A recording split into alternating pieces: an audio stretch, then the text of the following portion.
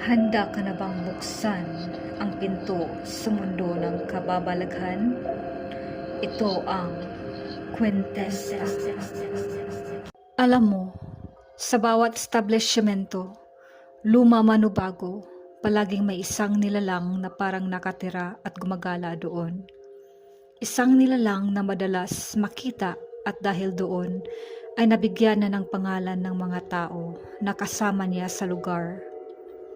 Sa amin, ang tawag sa kanya ay Sally. Pero hindi siya yung tipong masayahin.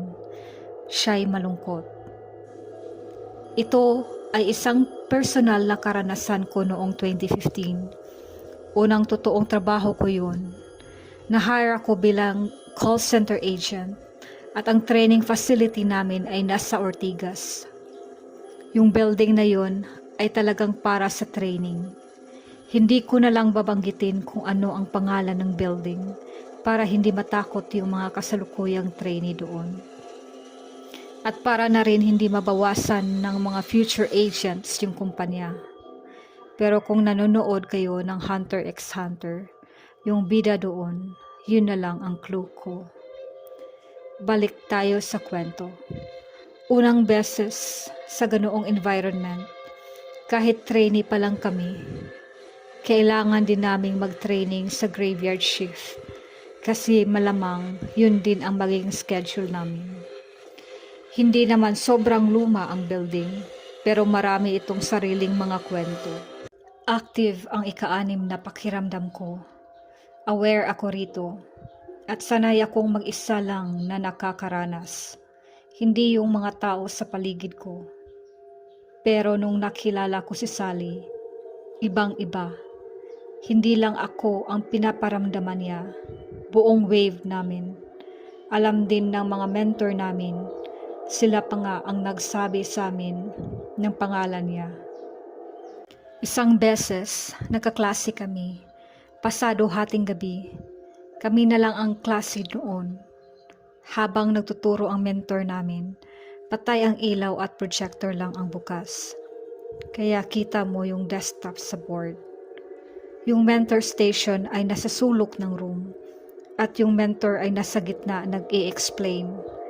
Bigla na lang gumalaw yung cursor sa screen. Yung mentor namin yung bakla na talagang matatakutin, natakot ng sobra. Tinapos agad ang klase at pina-early break kami.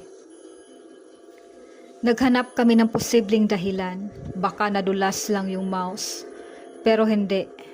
Kasi hindi lang isang beses nangyari, kundi maraming beses. Sinubukan kong sarilinin, pero malinaw kong nakikita na may batang naglalaro sa mouse. Hanggat maaari, ayaw ko silang ipaalam na nakikita ko sila para hindi ako guluhin. Yung batang naglalaro sa mouse, ang iniisip nilang si Sally, pero sa tingin ko, hindi yun si Sally. Ligaw lang yun.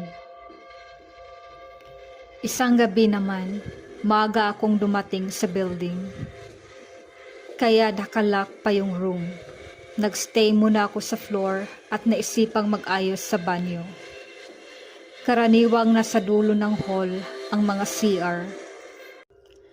Pagkatapos kong mag-ayos at palabas na ako, sa may sulok ay may nakatayong dalaga. Mga 16 to 20 siguro ang edad. Mahaba ang buhok. Nakaharap siya sa dingding. Suot ay puting bestida. Magulo ang buhok at umiiyak.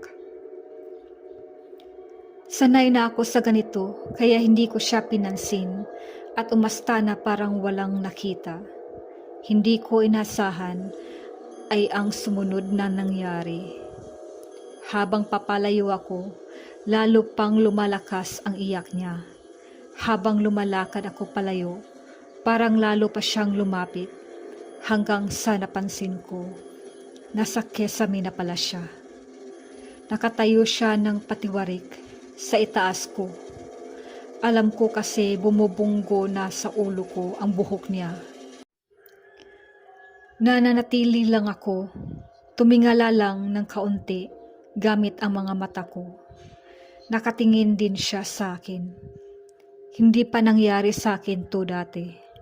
Sa loob-loob ko, sobrang takot na takot ako.